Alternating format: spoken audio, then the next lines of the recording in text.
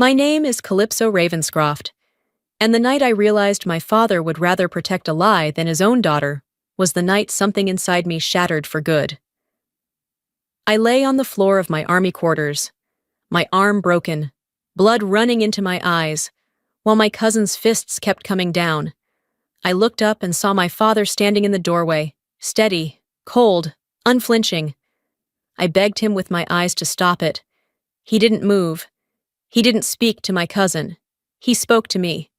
A real soldier knows when to stand down. That sentence split my life in two.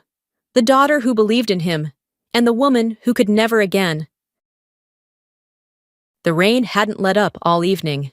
A steady drizzle tapping against the barracks windows as I pushed through the hallway of the BOQ. The fluorescent lights above flickered, buzzing faintly, throwing long shadows across the linoleum floor. My shoulders ached from the long shift, my uniform damp with the smell of wet wool. I slipped off my cap, exhaled, and reached for the switch inside my room, ready for silence and sleep. The door flew open before I could touch the light. Evan Mercer stormed in, his breath sour with whiskey, eyes bloodshot and wild. He shouted through clenched teeth, spit flying as he barked. "That medal should have been mine!" I barely had time to react. His fist slammed into my face, a white flash bursting behind my eyes, the metallic taste of blood blooming in my mouth. I raised my arm instinctively, but the second blow landed hard, and I heard it. An awful crack, sharp and final. My wrist gave way, pain ripping through me like fire. I stumbled back, disoriented, the world tilting as I crashed into the dresser. My skull hit the corner with a sickening thud. A ringing filled my ears, shrill and endless, drowning out everything but the rasp of his breathing. Through the blur, movement filled the doorway. My father. Cole. David Sutton, retired, sharp as ever in pressed slacks and polished shoes, framed by the buzzing light of the hall. Relief rushed through me for a heartbeat. He was here. He would stop this. But he didn't. His face was stone, eyes flat, voice colder than the rain outside. "A real soldier knows when to stand down," he said, not to Evan, but to me. I couldn't breathe. My father, the man who'd drilled honor into me since I was a child, wasn't saving me. He was condemning me. The MPs arrived minutes later, boots pounding against the floor. Their eyes swept over the overturned furniture, the blood on my uniform, Evan's knuckles still raw. Then they spotted the silver retiree ID clipped to my father's belt. In an instant, their posture shifted, stiffening into respect. "Sir," one of them said crisply, "we'll handle this internally." And just like that, it was over. Evan walked out beside my father, head high, shoulders squared as if he'd done nothing wrong. I was left slumped on the floor, cradling my broken wrist against my chest, the copper taste of blood thick in my mouth. Later, as the ambulance rocked me toward the hospital, I stared up at the sterile white ceiling, a smear of crimson soaking through the bandages. The word echoed in my head like a curse. Internally, I whispered it under my breath, the syllables heavy and final. Internally means buried. That night, lying on the stretcher, I realized my bones weren't the only thing broken. Something deeper had splintered. The trust I had in my father, the belief that he would ever stand for me. The smell of disinfectant clung to my clothes as I left the army hospital, my arm strapped in plaster and hanging heavy from a sling. The white corridors behind me were silent, clinical, as if nothing in the world could acknowledge what had really happened. In the parking lot, I pulled out my phone, desperate for some trace of normal. The group chat, Sutton family, was gone. A single notification blinked back at me. "You have been removed." My chest tightened. Out of habit, I opened Facebook, and there it was.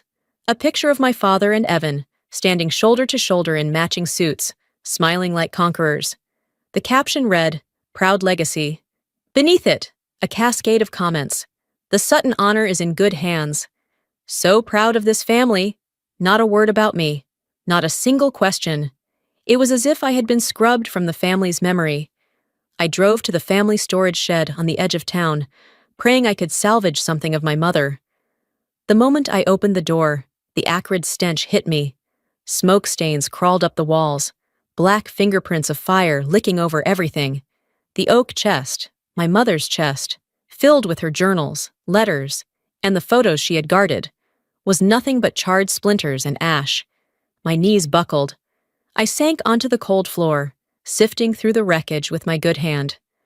Soot smeared my palm, coated my skin, but I kept digging like a woman drowning. Then, through the black dust, something survived. A small scrap of paper, its edges curled and scorched. Across the middle, in my mother's handwriting, were the words, "Don't let them write your voice for you." I clutched it to my chest, the ink smudging against my tears. They hadn't just erased me from the present. They had burned the past, too. My family wanted me gone from every page. But as I knelt there in the ashes, I whispered through clenched teeth, "If they want to bury me in silence, I'll find a way to make my voice louder." Q? Back at the BOQ, the hall smelled damp, mold hiding in the corners. A notice was taped crookedly on the wall. Hallway cameras temporarily out of service for maintenance. The words made my stomach knot. I tracked down a friend in base security and asked him to check the Northgate logs. Minutes later, his expression hardened as he slid the report toward me. Evan's name, time-stamped 2307. The exact moment my life had changed. I walked back into my room, still faintly smelling of bleach where the MPs had cleaned up. On the desk, I spotted the chipped ceramic mug I had grabbed in desperation that night. A faint smear of dried blood stained the rim. My fingers trembled as I slid it into a plastic bag, scribbled the date and time across the top, and sealed it shut. My first piece of evidence. In the hallway, a BOQ officer passed me, glancing around before leaning close.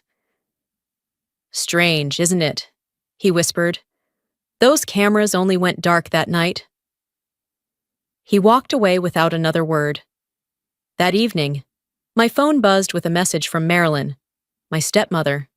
Her tone was curt, almost smug. "Honor is bigger than feelings. Say less." "Leah." I sat on the edge of my bunk, staring at the blood-stained mug through the clear plastic. My hand shook, but my vision burned with clarity. "Every crack," I whispered. "We'll stitch the truth back together." The cafe smelled of burnt espresso and damp coats, the morning rush muttering around me. I kept my head low beneath my cap, sling cradling my broken arm. On the wall above the counter, a TV blared a local podcast. The host leaned forward, voice syrupy with praise. Today's guest, Evan Mercer, former guardsman, a hero of the Sutton family. There he was, sitting in the studio, polished and solemn. He lowered his eyes, let his voice tremble. "Leah's been struggling ever since her deployment. She was drinking, spiraling. I had to step in before she hurt herself. I just wanted to protect her." His lip quivered at the perfect moment. The host reached across, patting his arm like he was a savior. I felt bile rise. Outside that screen, Marilyn, my stepmother, was already busy spreading her own gospel. At the chapel coffee hour, she whispered that I was hooked on tranquilizers. By evening, the rumor had leapt through the military community like wildfire. My phone buzzed. My father's voice slid through the receiver, even and measured. "Go to the psychological evaluation. Leah, it'll keep your career safe." My hand went numb. They weren't just rewriting the story. They were branding me unstable. But then I remembered. The Apple Watch strapped to my wrist that night. I opened the app, scrolling past the graphs. At 23:17, a red spike shot upward. Heart rate 180. Sweat data logged in tandem. Proof of shock. Proof of attack. Not some drunken spiral. I tightened the sling around my arm, eyes glued to the TV, where Evan smiled for applause. "Fine," I whispered. the taste of blood memory sharp on my tongue. You write the script, I'll write the timeline. The CID office hummed with the stale whir of fluorescent lights, papers stacked high on desks, phones ringing in clipped tones. A young investigator slid a form across to me. Submit a faux IA request, he murmured. Pull the North Gate CCTV and the BOQ master keylog. His eyes flicked up, a silent warning. Follow the trail. I filed both requests, every line of ink steady despite my trembling hand. Hours later, a notification pinged on my phone. Confirmation received. That afternoon, a courier delivered an official envelope. Inside was a summons for mandatory psychological evaluation. Paperclip to it, a copy of my X-ray. I froze. The date stamped across the top read 6 months before the night of the assault. The implication was clear. My injury wasn't new. I must have done it to myself. My stomach churned as I scrolled through the digital file. Metadata didn't lie. Created 3 days ago. At the bottom, a signature curled neat and confident. Dr. Finch. My father's golf partner. The old boys' club had closed ranks, their grip tightening around my throat. The paper shook in my hand, but my tears weren't despair. They were cold, burning fury. If they can forge the past, I whispered, then I'll prove the future. I spread the evidence across my desk, hospital photos of my bruised wrist, Apple Watch data, civil X-rays with the correct date. I copied them all onto a single USB, the weight of it heavy in my palm. For the first time, clarity cut through the chaos. This wasn't just about Evan anymore. I was up against an entire machine, family, doctors, and a father who'd rather bury the truth than protect his daughter. And I was ready to fight every one of them. Tacoma was asleep under a sheet of mist when I pulled up to my storage unit. Flashing red lights painted the walls, and a pair of fire trucks idled with engines humming low. The air reeked of wet smoke, bitter and choking. One of the firefighters met me at the gate, his turnout gear streaked gray. "Small fire," he said, shaking his head, "but it cooked everything inside. Paper's all gone." I stepped into the unit anyway. Ash coated the floor like black snow. The acrid scent of melted plastic tangled with the char of burned paper, stinging my eyes, my records, my notes, what little I had left of my mother's things, obliterated in one night. The next morning, my inbox pinged with a cold notice. My base access card had been suspended for safety. It felt less like protection and more like exile. That afternoon, at a gas station just off the North Gate, a young IT technician from base approached me quietly, glancing over his shoulder. His voice was barely a whisper. "You should know. Your father used his retiree pass to escort Evan's car through the contractor lane that night. No one questioned it." My heart dropped. The lie was sealed at the gate itself. Late that night, as I sat at my laptop with the glow burning my tired eyes, an anonymous email slipped into my inbox. No greeting, no signature, just a single line. "Check the smoke detector in your BOQ hallway. Micro SD inside." I stared at the screen, pulse racing. Somewhere in the ashes of my ruined records, another witness had survived, waiting for me to find it. The next morning, I walked into the CID office with my attorney, a former JAG whose calm was almost unnerving. Together, we requested access to the BOQ hallway smoke detector. The maintenance tech climbed a stepladder, unscrewed the cover, and slid out a tiny plastic pouch. Inside was a micro SD card. We crowded around a laptop, the screen flickering to life. The footage was grainy, black and white, but the images were undeniable. Evan's broad frame, in a camo jacket, filled the hallway. Behind him, at the doorframe, loomed the shadow of my father. Then came the sound, the thud of my body hitting the floor, Evan's curses, and my father's unmistakable voice. "That's enough. Get out." I pressed a hand to my mouth, breath trembling. An hour later, the FOIA responses arrived. The CCTV at North Gate showed Evan's car rolling through the contractor lane. Timestamp clear. Plate number shining under the floodlights. The master key log recorded a door opened 3 minutes before Evan appeared on the footage. Proof of a planned entry. My attorney leaned back, arms folded, his eyes sharp with satisfaction. Between the smoke detector cam, the gate footage, and the master key log, we have a timeline they can't escape. I couldn't hold it back. Tears slid hot down my cheeks. Not from pain, but from the weight lifting off my chest. For months, the truth had lived only inside my fractured memories. Now it existed outside me, etched in numbers, video, data. The lawyer closed the laptop with a snap, a cold smile crossing his face. They just built their own coffin. All we have to do is carry it into the light. Flags draped every wall of the Tacoma Auditorium, their colors sharp under the flood of white stage lights. Rows of veterans in pressed uniforms filled the seats. Gold Star families sat somberly near the front, and local officials dotted the aisles with their polished smiles. The room breathed reverence, the kind of silence reserved for sacred words. My father took the stage with his spine straight, chin high, his dress blazer gleaming with pins that caught the light. His voice carried easily, steady and commanding. "Honor," he declared, "is the thread woven through every generation of the Sutton family." A ripple of nods swept across the crowd. I sat in the middle rows, pulse hammering in my ears, when he closed with, "The Suttons have always put country above self." I rose from my seat. The scrape of the chair against the floor echoed like a gunshot. Heads turned.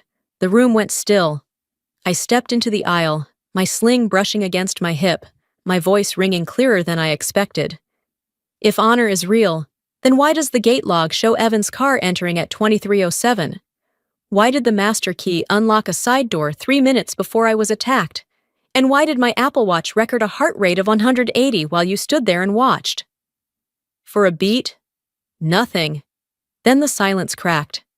Murmurs rippled like shockwaves. A woman near the front gasped. Evan's face drained white. His hands twitched as he bolted toward the exit, eyes fixed on the floor. At the podium, my father froze. His jaw clenched, his knuckles whitened on the wood. The microphone screeched with static as he fumbled for words that wouldn't come.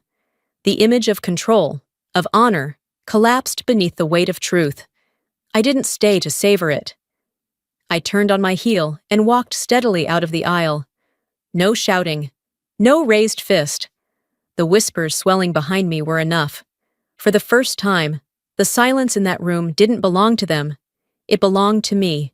The Article 32 chamber at JBLM was all angles and steel, fluorescent lights buzzing overhead, the American crest looming above the judge's chair. I sat beside my JAG attorney, the stack of evidence files spread neatly in front of us. My good hand clenched around a pen, though my pulse thudded in my throat. Evan was called first. He walked to the stand with fake composure, then spun his story with the same shaky sincerity he had used on that podcast. Leah was drunk. She panicked. She hurt herself, he insisted. His lawyer slid a copy of my X-ray across the table. This proves she'd been injured months before. My attorney leaned forward, voice calm and precise. "Please check the metadata." The clerk tapped at the screen, and silence fell as the truth appeared. Created 3 days ago. The signature at the bottom, Dr. Finch, my father's golf buddy. A lie, dressed up in white coats and ink. One by one. The rest came, the FOIA footage from the North Gate showing Evan's car at 23:07, the master key log proving a side door opened minutes before, my Apple Watch health data spiking with panic, the civilian hospital X-rays dated correctly, and then the micro SD video, Evan's frame filling the hallway, my father's silhouette at the door, my body striking the floor with a sickening sound. The final blow was the recording. A voice from the shadows of my own bloodline, cold and unyielding. "Protecting the Sutton honor is more important than that girl's feelings." My father's words. The verdict was swift. Evan, guilty of assault and perjury, sentenced and stripped of honor. My father, barred from the base, cut off from his contracts, shunned by the very veterans he once called brothers. Marilyn, forced out of the FRG, her gossip turned to ash. I rose slowly when it was over, the weight of the USB warm in my palm. As I walked out into the light, I realized the victory wasn't only mine. It belonged to my mother, to the truth they tried to burn, and to the voice they could never silence. 6 months later, the air in Bend, Oregon carried the dry bite of summer wind rolling down from the mountains. I pounded along a trail through tall pines, sunlight slicing through the branches, every breath tasting of freedom. An official letter had arrived days before, an apology from the Army, an offer to restore my career. I sent back my own letter, a request for honorable discharge. The old chapter was closed. That evening, I laid the shard of glass from that night in the BOQ on a jeweler's bench, melted down. It became a compass-shaped pendant, etched with 4 words, "Tell your own story." At the community center, 5 women sat in a circle, each carrying scars of their own. One of them whispered, "Me too." I tightened the pendant in my fist and smiled. From now on, we build our own timelines. No one else writes our voices. The mountain wind howled outside, rattling the windows. The compass swung against my chest, glinting as if pointing true north. I breathed deep and whispered to the air, "I'm using my voice now. Mom,